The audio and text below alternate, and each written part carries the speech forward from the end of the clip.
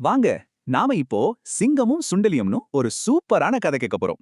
சரி, இந்த கதை ஒரு பெரிய கேள்வியோட ஆரம்பிக்குது. நீங்க என்ன நினைக்கிறீங்க? ஒரு பெரிய காட்டுல 2 பேர் இருந்தாங்க. ஒன்னு பெரிய சிங்கம், இன்னொன்னு குட்டி சுண்டலி.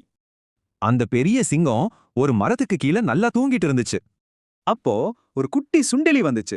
சிங்கத்தை ஒரு மலைன்னு நினைச்சு அது மேல ஏறி விளையாட ஆரம்பிச்சிடுச்சு. இந்த சத்தத்துல சிங்கத்தோட துக்கம் போயிருச்சு.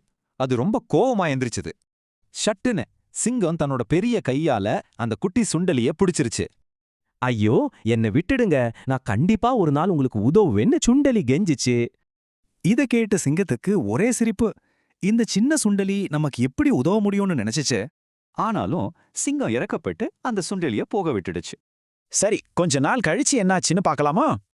ஐயையோ, சிங்கம் ஒரு வேடன் வச்சிருந்த பெரிய வலையில மாட்டிக்கிச்சு. அது பயத்துல ரொம்ப சத்தமா கத்துச்சு. அந்த சத்தம் காடு முழுசும் கேட்டுச்சு. அந்த சத்தத்தை நம்ம குட்டி சுண்டலி கேட்டுடுச்சு.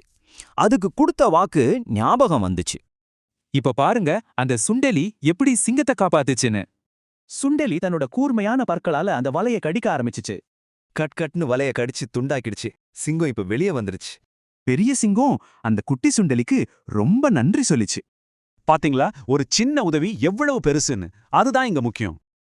அன்னையிலிருந்து அந்த சிங்கமும் சுண்டலியும் ரொம்ப நல்ல நண்பர்களா ஆகிட்டாங்க.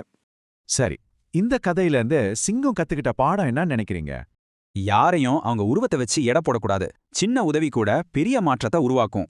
நினைவுல வச்சுக்கோங்க, அன்பு காட்டுனா நமக்கு நல்ல நண்பர்கள் கிடைப்பாங்க.